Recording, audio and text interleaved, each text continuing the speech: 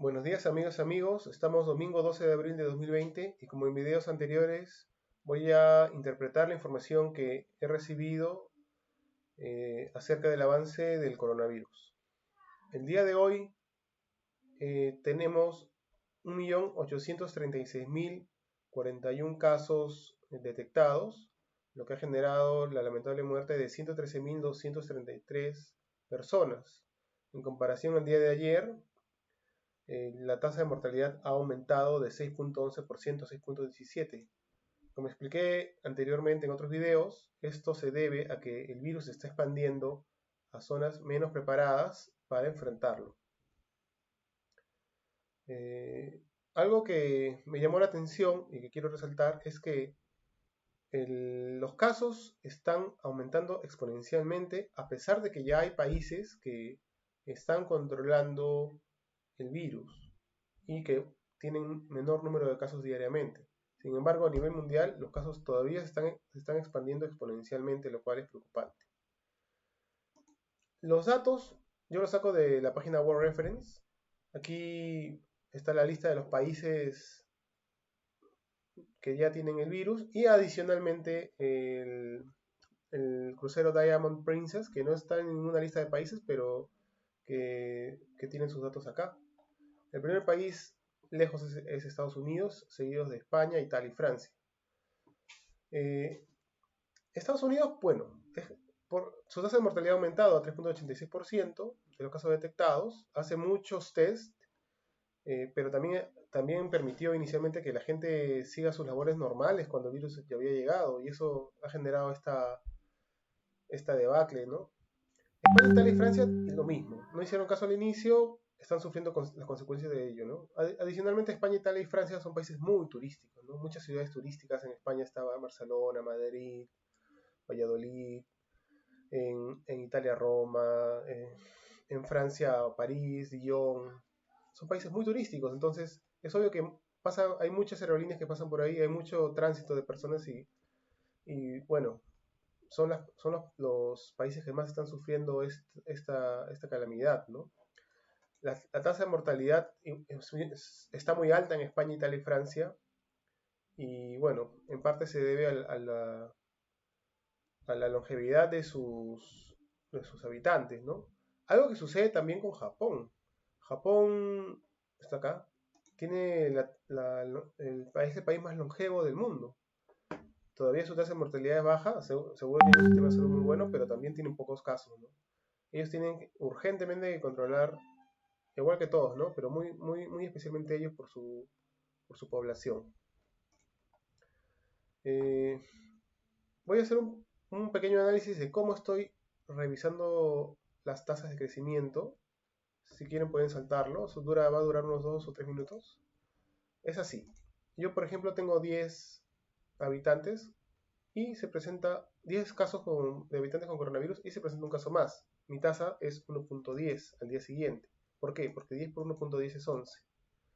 Es una tasa de crecimiento de 1.10. Si yo tengo 11 y al día siguiente aumentan en 2 a 13, mi tasa es 13 entre 11, 1.18. Si yo tengo 13 y el día anterior hago 16, mi tasa es 16 entre 13, 1.23. Y luego vean cómo la curva va creciendo de forma exponencial, ¿no? Y luego, digamos que empieza a achatarse la curva. O sea, los martillazos que dice que Vizcarra pregona, que va de 16 a 17, 1, un caso nuevo. Y luego meseta donde no hay casos nuevos. Mientras menos casos nuevos haya, eso permite que la población que tenga el coronavirus activo se vaya reduciendo, porque la gente se va recuperando, ¿no? O va falleciendo también. Es importante el factor, para mí es muy importante el factor, porque la cantidad no me dice mucho, porque no es lo mismo que suban 500 casos cuando tenemos 2000, o sea, de 2000 infectados que suben a 500, que cuando tenemos 20.000. Porque en el primer caso, si tenemos 2000 y sube a 500 el día siguiente, estamos hablando de un 25%. En el segundo caso, si tenemos 20.000 y suben solo 500, estamos hablando de del 2.5%, que es un caso mucho más favorable, ¿no? Ahora, voy a revisar cómo están los países. Solamente he puesto los gráficos de casos activos, ¿no? En el caso de Estados Unidos, vemos que el gráfico se está volviendo era exponencial inicialmente y luego se está volviendo una curva, un gráfico lineal, un gráfico lineal. Eso es bastante bueno, quiere decir que los casos no están aumentando exponencialmente, sino linealmente, que se está controlando la infección. Yo acá he hecho un pequeño cuadro donde los casos al día de hoy son 550.145. Ellos han estado 82 días con el virus desde el primer caso, lo cual me da un factor de 1.175. ¿Qué es este factor? Es como que si el virus hubiera crecido 1.17 todos los días durante estos 82 días, tendríamos 550.145 casos. Ese es el factor de Estados Unidos que se está controlando el virus, pero que inicialmente no lo hizo. Inicialmente creció libremente y luego ya empezaron a aplicar medidas, ¿no? Tenemos el caso de China que es totalmente atípico, esto es imposible, no ha pasado en ningún país y la verdad tampoco no creo que haya pasado en China. Algo, bueno, ya hay noticias de que muchas líneas de celulares que se han cancelado y también hay colas para enterrar muertos, o sea, y eso es lo que uno sospecha de que en China están ocultando mucha información, ¿no? Tenemos el caso de España, que es el caso que yo siento que es el caso que va a estar más cercano a lo que es nuestra realidad, ¿no? Tienen en total 166.019 casos, tienen el virus durante 72 días y el factor es 1.18, muy parecido al de Estados Unidos, y como ven la curva se está aplanando, ¿no? La curva se está aplanando. Quiere decir que hay cada vez menos casos nuevos. Cada vez menos casos nuevos. Ellos van a llegar a meseta muy pronto y luego si el comportamiento social se mantiene, tiene que empezar a bajar. Pero miren cuántos días van ellos, van 72. En Italia, también van 72 días, tuvieron su primer caso, ojo, estoy hablando de días desde el primer caso, no de cuarentena. Su primer caso el 31 de enero y tienen 156.363 casos en total, ¿no? Con un factor de 1.18. Quiere decir que si el 31 de enero hubo un caso y el virus crece a una tasa de 1.18, vamos a tener 156.363 casos para Italia. Muy similar al de España. El de Francia también, 132.000, su factor es 1.16, también es muy similar al de Italia y al de España. Pero, a ver, estos son los casos que vamos a tener como modelo, que yo creo que vamos a replicarlos en nuestro país. Va a ser un poco difícil que no sea así, ¿no? Pero, digamos, lleguemos a esos límites, ¿no? Luego tenemos los casos positivos. He estado buscando casos positivos, casos que han estado enfrentando el virus, para los que el cuadro no es exacto, porque ya acá ya superaron la tendencia exponencial. Está Corea del Sur, que está haciéndolo súper bien, solamente llegaron a 7.500 casos, y ahora están en aproximadamente 3.000. Está súper, o sea, han hecho un buen trabajo en Corea del Sur, pero ¿qué diferencias hay con nosotros? Corea del Sur tiene un excelente servicio de delivery, el sistema de compras online funciona muy bien, tiene una comunidad que acata las órdenes del gobierno, es mucho más responsable en ese sentido, y bueno, es uno de los países potencia, ¿no? O sea, tiene una economía muy buena. Eso les ayuda bastante y lo están controlando bien. El caso de Austria es similar. Austria está entre los 10 eh, entre los 10 países con PBI per cápita más grande en el mundo, ¿no?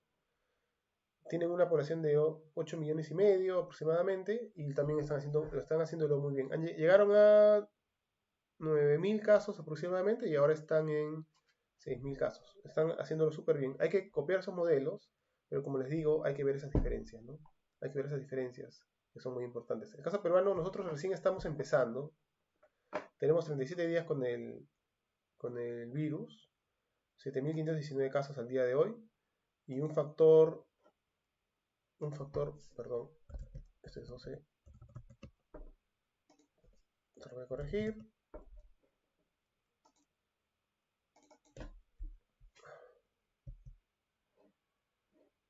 El 12 de abril, no, está bien, 37 días, está bien. El primer caso fue el 6 de marzo. La curva de activos está muy, muy fuerte, ¿no? Pero hay que tener en cuenta también que ha habido cambio de modalidad de las pruebas, ¿no? Hasta el día del pico alto, digamos, no se tomaban muchas pruebas. Es probable que la curva sea mucho más suave acá. Y bueno, ahora se está sincerando las cifras, ¿no? Veamos el caso de Perú específicamente. Tenemos el día de hoy 7.519 casos y 193 fallecidos. ¿Cómo estoy calculando esto, no? Lo primero, el factor. El factor es el crecimiento respecto al día anterior. Eso no tiene para mí mayor digamos, complicación para entender esto, ¿no? ¿Cuánto crecí respecto al día anterior? Todo lo demás son datos. Los activos son, bueno, los casos totales menos los fallecidos menos los recuperados, los activos. Y yo siempre analizo los activos, ¿no? Siempre analizo los activos. El día de hoy hemos tenido un factor de 1.09. 1.098, o sea, prácticamente 1.1. Es un buen factor considerando que hemos estado con factores bastante altos. Factores de crecimiento. Acá he hecho una tabla yo de factores. Hemos tenido factores que incluso llegaron a superar el 1.5 al inicio, ¿no? Factores muy altos. Y se han ido, poco a poco se está controlando. Estamos en un factor bastante bajo de 1.098, pero también es cierto que hemos tenido factores bajos otros días. Y luego ha subido. Los puntos rojos son factores superiores al 1.2. Entonces, hay que tener cuidado con eso. Yo he simulado un cuadro, es una estimación propia, ¿no? Considerando que, digamos, la siguiente semana vamos a tener un promedio de factores similares, un promedio móvil de factores basadas en la semana pasada. Luego, una semana más en el que yo le voy a empezar a bajar 0.004 el factor. 0.004, o sea, 0.4%. Bastante poco. Pero es que el comportamiento social es así, no es que de un día para otro todos van a portarse bien. Y nos va a costar más adelante. Si ustedes ven la curva de Corea del Sur, que es el país que está más avanzado, al principio hubo un crecimiento exponencial, luego hicieron meseta y luego empezó a disminuir lentamente. ¿Pero por qué esta disminución tan lenta?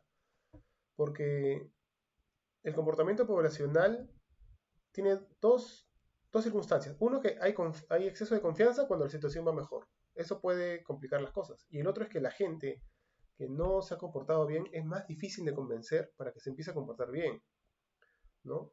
Esos dos temas pueden suceder.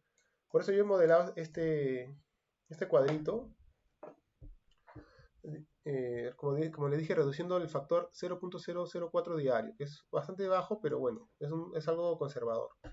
Y luego, hasta el pico lo vamos a tener, según este cuadro, que es mi estimación, el pico lo vamos a tener el 19 de mayo con 186.595 casos en total, activos, y probablemente llegamos a una cifra de 26.977 muertos. No quisiera llegar a esto, esta es una estimación, ¿no? Ahora, más adelante, también hay que tener en cuenta que la recuperación no es tan rápida, ¿no? Acá yo estoy colocando factores más estables para estimar más o menos el tiempo de cuarentena que vamos a tener que hacer. Más o menos van a ser 120 días, un poco más, 4 meses, ¿no? Pero como les digo, esto de acá es reduciendo el factor, digamos, todos los días comportándose mejor, que el gobierno haga controles y capacitación a las personas. Yo creo que vamos a lograr algo mejor que esto, espero que sí, porque si no sería muy, muy fuerte, ¿no? Muy fuerte. ¿Qué hacer? Acá he hecho una lista de cosas que tenemos que hacer. Primero, las precauciones. O sea, yo siento que el gobierno está tomando buenas decisiones, siento que la gente lo está intentando, pero hay muchas personas que no están capacitadas o que están distraídas, ¿no? Entonces, ¿qué precauciones tenemos que tomar nosotros? Primero, todos los contactos, directos o indirectos, tienen que ser controlados, tienen que estar en nuestra cabeza. Por ejemplo, intercambio de dinero. Sugiero usar bolsas como tipo monederos para no tocar el dinero directamente, tanto para pagar como para recibir, ¿no? Interruptores de luz, tomacorrientes, todo eso tiene que estar perfectamente saneado. Y si tocamos si usamos un interruptor por ejemplo, de un edificio, tenemos que tener en cuenta que después de eso no podemos tomarnos el rostro y de que tenemos que tener la limpieza adecuada. Los cajeros automáticos. Los cajeros automáticos tienen que tener todos gel en alcohol en gel. Todos los cajeros automáticos de todos los bancos. Los bancos tienen que ponerse la mano al bolsillo para invertir en eso. No podemos permitir que sea un foco infeccioso. La entrega y recojo de productos igual tiene que tener mucho control, limpiar todo con lejía. Al momento de entrar a un edificio, a un condominio, evitar tocar los pasamanos, las barandas, las columnas, todo lo que pueda ser tocado, no tocarlo. ¿No? Todos nuestros apoyos, empezar a dejar de usarlos. El uso de tarjetas de crédito, de débito y similares también tiene que ser igual. No podemos, o sea, tenemos que tener extremo cuidado cuando hay un intercambio de este tipo de productos. Y el uso de taxis y transporte público hay que reducirlo al máximo. Hay que reducirlo al máximo porque también podría ser un foco de contagio. Esas son las precauciones que debemos tomar. Ahora, las acciones que debemos tomar, digamos, proactivas, ¿no? Primero, los bancos y toda institución o negocio que reciban personas deben tener alcohol en gel y brindar alcohol en gel gratuitamente. Es obligatorio el uso de mascarillas, bueno, casi todo el mundo lo está usando. Es recomendable el uso de guantes, distancia social de 1,5 metros. Incluso para conversar con alguien que conozcamos, tiene que haber una distancia social de 1,5 metros para evitar contagios. Correcto limpieza de las manos, ¿no? Dicen lavarse las manos y cantar Happy Verde 2 veces. Evitar tocarse la cara. Hay que dejar de tocarnos la cara. ¿Ah? Hay que dejar de tocarnos la cara. Es una buena recomendación. Si nos pica, estamos en la calle y nos pica la cara, bueno, nos aguantamos un poco, ¿no? Y los calzados de uso fuera de la casa deben quedarse afuera. O sea, si yo vengo con un calzado, con una zapatilla, un zapato, lo tengo que dejar afuera. Y si puedo, le echo lejía, agua con lejía, ¿no? Para que se desinfecte. Hay que evitar esas situaciones. Ahora, esas son las acciones que tenemos que tomar. Ahora, las recomendaciones para durante la cuarentena, ¿no? Tenemos que practicar algún deporte o yoga, lo he dicho en otros videos, hay que evitar crisis nerviosas. Hay gente que está muy acostumbrada a estar sola o encerrada. Los gamers, por ejemplo, los jugadores de póker o los jugadores de ajedrez, ¿no? Pero hay gente que no, y entonces necesitan hacer alguna actividad que los desestrese, que los libere un poco. Otra recomendación, practicar algún juego de mesa, ajedrez, damas, póker, ¿no? Ver películas o series en familia, conversar con amigos, llamar por teléfono a tus amigos, armar un calendario de actividades, o sea, armar un horario, propios y familiares, de esa forma que tengas un orden, una rutina que te ayude a sobrellevar los días. Y bueno, que los niños no detengan su aprendizaje. Va a ser bien complicado este tema de los niños, porque es probable que se pierda el año, o que algunos lo pasen y otros no. Yo estaba pensando que tiene que haber un trabajo conjunto entre los papás y los colegios, usar las mejores herramientas virtuales para que los niños no detengan su aprendizaje y, y probablemente, obviamente este año va a ser un año típico, probablemente hacer una evaluación en febrero del próximo año para reclasificar a los niños, ¿no?